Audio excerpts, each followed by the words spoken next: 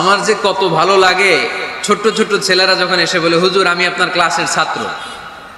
আমি বললাম, আমি আবার কই পড়াই, তুমি ছাত্র? কই যে ইউটিউবে ওয়াজ করেন, আমি ওই জায়গার ছাত্র।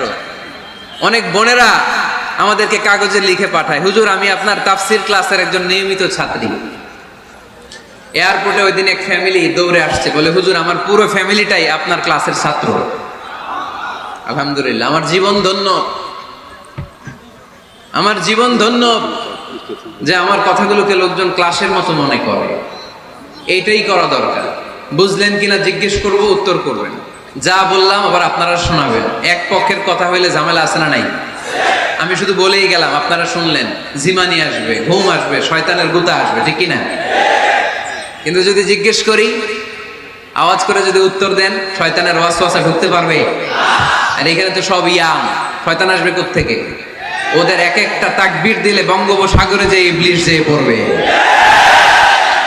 তাহলে আমার নবীর প্রথম পরিচয় তিনি রাসূলুল্লাহ, ঠিক কিনা? তিনি রাসূল ছিলেন। দ্বিতীয় পরিচয় শেষ নবী। 3 নাম্বার পরিচয় তিনি মানুষ ছিলেন। কি ছিলেন? অসাধারণ।